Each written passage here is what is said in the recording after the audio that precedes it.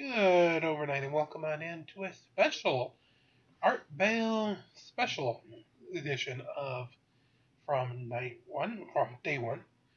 Tonight, Art Bale goes into time to somebody who's passed away, the great, the one, the only, Leonard Nimoy, as they go ahead and meet somewhere in time as we rock through Dominion. In 1864, with words. And now we will explore it as well, with words and sounds, as we embark on a journey to the center of the earth. In a moment, Leonard Nimoy. Hello, everybody. I'm Art Bell, and this is Coast to Coast AM, and what you just heard came from Leonard Nimoy's Journey to the Center of the Earth, which is a 2-CD audio book by Simon & Schuster, available from Simon & Schuster. He also has available The Time Machine, and you know me and time, so it was kind of a toss-up. Both of these 2 CD sets available from Simon & Schuster. In a moment, Leonard Nimoy, here for only a very short time, unfortunately, so we will pummel him with questions.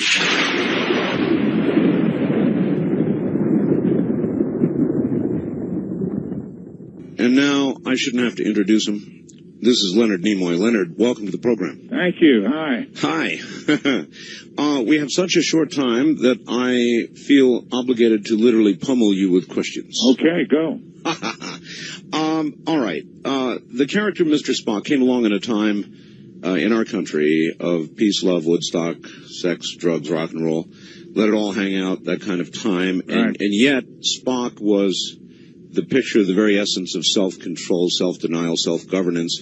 How could that character have become such a hero in such an uncontrolled atmosphere? Well, it's a great question. I think, for one thing, the time was one where so many people were becoming cynical about government and authority figures. It was clear that bureaucracy was not responding to the individual, and the war in Vietnam was ongoing, in spite of the fact that more and more people every day believed that it was wrong.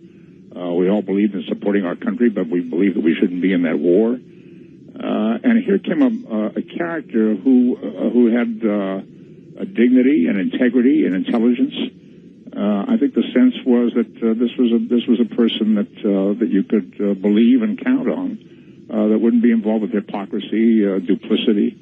There was a hunger then. Yeah, I think so. I think he served a great hunger, absolutely. And I think, too, that we were ready for the idea of a friendly alien. Well, that's right. How do you feel, by the way, about the role itself? You'll be Mr. Spock, of course, forever.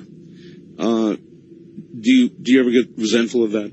No, I'm very comfortable with it. That's why the last book that I wrote, I Am Spock, is titled the way it is. I've really come full circle with it, and I'm totally comfortable. Do you think that Gene Roddenberry would approve of the repeat direction and usage of original characters that have been now exhaustively repeated in, so many other knockoffs?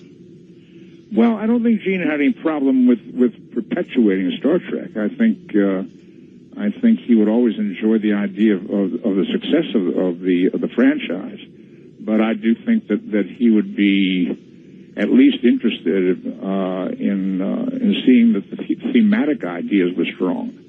That's what Star Trek really is about when it's at its best. Is the thematic ideas. It should be great entertainment, great adventure, but it should be about something. Yes, and Star Trek always was. Is it moving away from that slowly, the knockoffs? Well, I got to be honest with you. I don't watch enough of it to pass judgment. I feel very good about what we did. I feel very good about the TV shows and the movies that I was involved with. I've seen Generations, and I've seen Contact, and I'm not really sure that they are stories that I would have set out to do as major motion pictures. So your reaction to Contact was not... I think it was very well done, very well executed. I'm just not... Where was the story? I wasn't blown away with the story, exactly. Let's go back to Star Trek for a second. Do you remember the gentleman, and I cannot, who was originally cast as a captain of the Enterprise, Christopher Pike? Yeah, it was Jeffrey Hunter. And what happened to him? Well, Jeffrey Hunter was an important movie star. He was a very great gentleman and a fine actor. He did the first pilot as Captain Pike, and then about a year later, when NBC and Desi Lee decided they wanted to make a second pilot, he simply wasn't available. I'm not sure whether he had another job or whether the negotiations with him got too tough or whatever. That was later brought back as a menagerie, wasn't it? That's right. Mm-hmm. Yeah. Well, I guess you've really already answered this, but with respect to your answer on Contact, but otherwise, other television programs, movies, and so forth, has anything come close to the genre of Star Trek? Well, what an interesting question. I saw a few episodes of Outer Limits that I thought were very interesting. I think X-Files has a great kind of internal life going on. It has a certain kind of style, and it has an attitude. And I think that's very important. I think Babylon 5 has an attitude that works at times. That's pretty much it as far as I'm concerned. So, I mean, in my range of experience. A very trivial question, but important to me nevertheless. In the early episodes, many years actually, of Star Trek, the women, the ensigns, all had these wonderful uniforms that in later years changed to pants. Who did that? I don't know, but you're touching on a very interesting point. The science fiction for a long time was a sub-genre. It was considered a distant cousin of important work. And in fact, when I started acting in science fiction 45 years ago, if you can believe it, in a Saturday afternoon serial called Zombies of the Stratosphere, science fiction was a genre in which you saw monsters, you saw people in strange outfits who came from other worlds, and you saw ladies who were scantily dressed. Yes. And there was always some sexy aspect to it. And that was what you saw in the early days of Star Trek. There were the women were. I think Bill Tice did a brilliant job of dressing or nearly dressing some of the ladies. And then later on, I guess political correctness and feminism came on the scene, and there was some question about whether or not these women shouldn't be wearing more clothes in their professional situations, and that's what happened. I'm not sure, but I think it's also perhaps as the airline stewardesses began to get older too. Yeah, well, that could be. Yeah. Where did the idea of the all-famous Vulcan mind meld come from? We were doing an episode called, I believe, Dagger of the Mind. And there was an actor playing a character who was mentally deranged. And he had information that we had to have. And the scene as it was written was a kind of a tedious interrogation scene where I asked him a lot of questions. And got information from him piecemeal, a word here and a word there, and it wasn't as dramatic as it might be. And Gene Roddenberry came up with this idea that Vulcans could do this mating of the minds and extract the information that way. It was kind of a Vulcan version of hypnosis, and it made for a much more dramatic way of getting the information and became a very useful tool for the Spock character. I remember clearly. And I saw every single episode and every single movie. And I remember when you died. I remember when your casket, I thought, flashed and burned in the atmosphere. Yeah. What was it like to be killed off? I had a tough time with it. I took the job because, frankly, I believed that might be the last Star Trek movie. And I thought, why not go out in a flash and a blaze of glory, saving the Enterprise and the crew, and dying in the process. I really thought this might be the last film. By the time we got around to shooting the final scene, the goodbye scene, where I'm saying goodbye to Captain Kirk, I had the sense that the movie was going to work.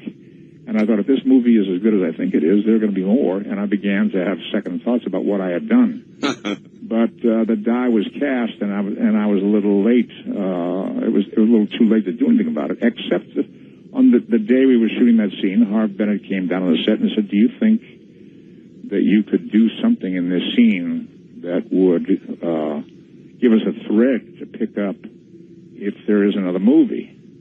And that's when I came up with this idea of doing a mind meld with D. Kelly and simply saying the word remember. Yes. It was ambiguous enough that a writer could pick up that idea and remember there might be another. Yeah, exactly. Don't forget, if there's another movie, don't forget me. Right. In Search Of, a lot of people wrote and asked me to ask you about In Search Of, whether you ever might pick that up again. Well, I tell you, In Search Of was a pleasant surprise to me. Again, I thought maybe 2 or 3 seasons would be the stretch of the show. We did 7 years, and we did 144 episodes, and I think it became sort of the model and the granddaddy of a lot of the reality-based searching shows that are on the air now. In fact, for the last couple of years, I've been narrating a show called Ancient Mysteries, which has its own similarities to In Search Of. I haven't heard any word about In Search Of being resurrected, but it's not a bad idea. All right. It was Alan Keyes, a presidential candidate in the last election, who said, Star Trek in many ways more personifies the spirit of what NASA used to be than does the current NASA. Would you agree with that? That's interesting. I wasn't aware of that. I think it's true, but I think just this last week that we've been seeing a revival of interest in NASA. I think they've had an enormous success with the rover on Mars, and I think that they have gotten out of their kind of bureaucratic bind and gotten into an adventurous spirit that's captured the imagination again. And if that's true, and if they can keep that kind of sense of adventure going, I think that they might build on it successfully. There's still a tremendous interest, I think, in what's out there. And I think NASA is the organization that's best set up to do the exploring. Building greater interest than ever in what's out there. More UFO reports, lights over Phoenix recently, the celebration of Roswell, the rest of it. What about moving into the realm of reality? How much chance do you think there really is that we will be contacted? I mean, there is so much media. Yeah. It's almost as though we are being prepared. Yeah. You know, when we were making the Star Trek series, the first season, middle of the first season, some people came to me, and they said, you may not know it, but you have been chosen as a kind of a vessel to carry information to this civilization to help prepare this society for the coming of another civilization, for alien arrival. And your character is a character designed to educate this public that there's nothing to fear, that it's possible to interact with other species. Mm-hmm. And I said, okay, it's okay with me if that's the case. And yes, it's ongoing. It doesn't stop.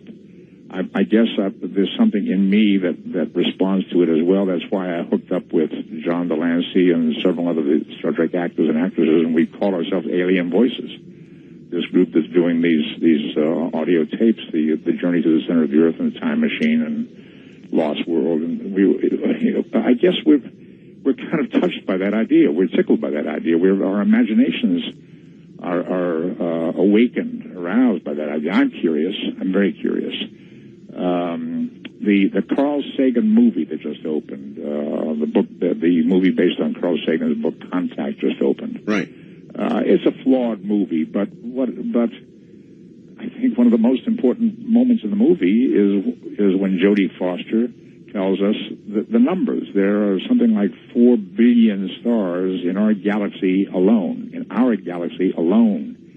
and there are billions of other galaxies. Each of those stars are potential suns just like ours, and that means that if one out of every million of those stars has planets around it, and if one out of every million of those has some kind of life on it, then the numbers tell us that there chances are very, very great that there is life out there someplace. But the distances are immense, Yeah. and the technology involved to get here would That's dictate they would be far, far ahead of us. Well, not necessarily. They might be far ahead of us. They might be parallel to us. We don't know that for sure.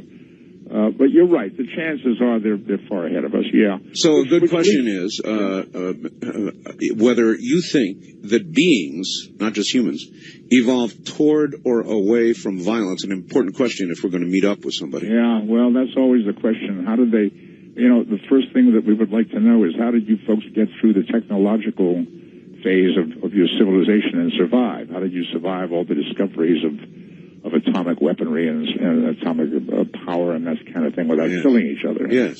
And the assumption is that we'll be able to ask those questions and they'll educate us and help us get through it. It won't necessarily work that way. They may not. It may take an enormous amount of time just for us to learn how to communicate with them, let alone to get information from them. The assumption always is that they have traveled the same path that we are traveling, that they may be 100 or 1,000 years ahead of us, but that they have gone through exactly the same experience, and chances are that's not necessarily true. Well, recalling the prime directive, if you look at what we have done here on Earth, reality, when we have met people who have been isolated from the world until one sudden day when they're found in the middle of a jungle somewhere, we destroy them. Yeah. Right. Right. So, I don't know. Listen, on a lighter note, you did some music stuff, didn't you? Yeah, I have dabbled with music in my time. Where are you going with this? Well, I just wanted to ask whether there's more. There's more coming. Not too many people know that you dabbled with music, do they? Well, music has always been a love of mine, and when we were doing the Star Trek series, I had the opportunity to do some recording, which I did. I think I must have done about 6 albums. I also did a lot of musical theater.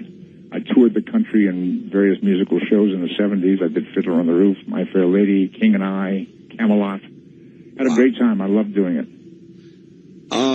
And then a question I asked you just before the program, the one I did ask you is, how do you get a life? I mean, you're so busy, so many demands on your time, and Yeah. I'm one of them right now. How do you make time for a life? Well, first, let me say this. When I came to California, I was 18 years old. I left Boston, came to California to be an actor. For the first 15 years that I spent working at building a career, I was always wanting more opportunity. I was always struggling to get more work. When it all came together for me, and Star Trek started, and I haven't been out of work since, and then particularly when I had a couple of hits directing movies, and all of that came together, suddenly you're right. What happens to you, as you know, is that there's a tremendous amount of pressure builds up to do this, do that, and people would be happy to keep you busy 24 hours a day. That's right. I don't resent it because of the time that I spent wanting more and needing more and knowing what it's like being out of work.